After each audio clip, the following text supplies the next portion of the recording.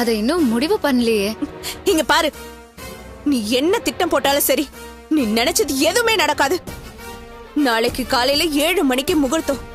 அந்த டைம்ல அருணுக்கும் கல்பனாக்கும் கல்யாணம் நடக்கும். உன்னால முடிஞ்சதை பாத்துக்கோடி.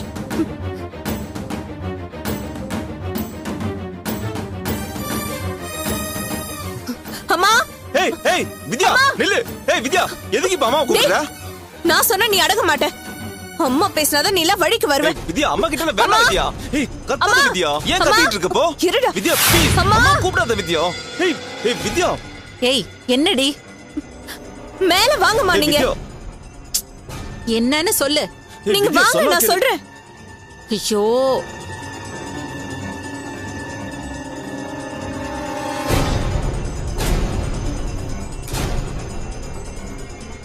என்ன வித்யா, ஏன் சத்தம் போட்டுட்டு இருக்க? அம்மா, இவனை வெளியே போக கூடாதுன்னு தடுத்தா மட்டும் போதாது. இவன் போனையும் புடுங்கி வைக்கணுமா? ஏய் ஏமா? சார் அந்த ரஞ்சிதாக்கு போன் பண்ணி எப்படி கல்யாணத்தை நிறுத்தலான்னு சதி வேலை யோசனை பண்ணிட்டு இருக்காங்கம்மா. அம்மா இல்லம்மா, நான் சும்மா தான் பேசிட்டு இருந்தேன். சும்மா கூட எதுக்குப்பா பேசணும்? அவளுக்கும் உனக்கும் என்னப்பா இருக்கு? அம்மா, ரஞ்சிதா என்னுடைய ஆபீஸ் மேனேஜர்மா. ஓ, நீயும் அவளும் அபிஷியலா தான் பேசிட்டு இருந்தீங்களோ? இத நாங்க நம்பணுமா? இன்னும் எங்களை முட்டாளே நினைச்சிட்டு இருக்கல. எங்களுக்கு உன்னை பத்தியும் தெரியும், அவளை பத்தியும் தெரியும். அம்மா, நான் கோவத்துல சொல்லமா, சீரியஸாவே சொல்றேன். இவன் போன் உங்ககிட்டயே இருக்கட்டும். கல்யாணம் முடிச்சதுக்கு அப்புறம் கொடுத்துக்கலாம். ஏதாவது போன்ல எடக்கு மடக்கா பேசி கல்யாணம் நடக்காம நிறுத்தி விட்டுருவாங்கம்மா. இந்தாங்க.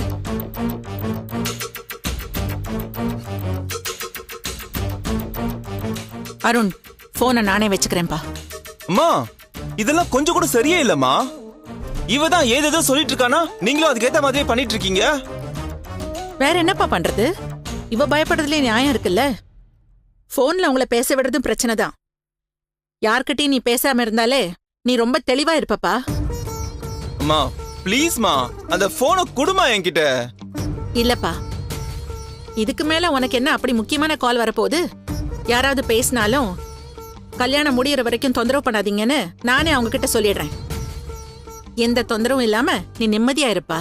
அம்மா, இந்த கல்யாணம் எனக்கு வேண்டாமா. என்னையும் ரஞ்சிதாவையும் சேர்த்து வச்சிருக்கம்மா. நான் கூட வாழணும் தான் ஆசைப்படுறேன். இத பாரு அருண், நீயும் ரஞ்சிதாவும் சேரணுங்கிறது நடக்கவே நடக்காது. அம்மா இல்லம்மா, உன் மனசுல இருக்கிற ஆசைய அழிச்சிரு. அம்மா, நான் என்ன சொல்ல வரேன்னு கொஞ்சம் கேளுமா. இந்த பார், திரும்ப திரும்ப அதே பேசிட்டு இருக்கிறதுனால எதுவும் ஆக போறது கிடையாது. எனக்கு நிறைய வேலை இருக்கு. நீ மனசை போட்டு குழப்பிக்காம இந்த கல்யாணத்தை ஏத்துக்கிற வழிய பாரு. அம்மா,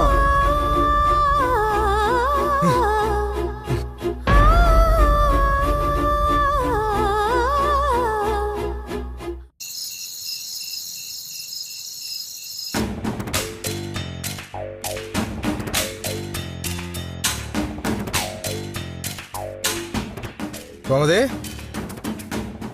என்ன கோயில் போயிட்டு வர இவ்வளோ லேட்டாக இருக்கு? ஏதாவது ஸ்பெஷல் வேண்டுதலா இல்லை ஏதாவது விசேஷமா? மனசு ஒரு மாதிரியா இருந்துச்சுங்க. நாளைக்கு அந்த கல்யாணம் நடக்க கூடாதுன்னு கோயில்ல உட்காந்து வேண்டிக்கிட்டேன். கோமதி, இன்னைக்கு நீ சரியில்லையே. ஏதோ யோசனைலையும் குழப்பத்திலையும் இருக்கிற மாதிரி தெரியுது. கோயிலுக்கு போனப்போ சகஜமா பேசிட்டு போல. என்னாச்சு உனக்கு? உன் சாயம் வெளுத்துருச்சுடா. அதை ஏத்துக்க முடியாம தான் நான் தவிச்சுக்கிட்டு இருக்கேன். என்னாச்சுமா? ஏன் அப்படி பாக்குற? ஒன்னும் இல்லைங்க, ஒரு சில சமயம் காரணமே இல்லாம மனசு டல் ஆயிடும் இல்லையா?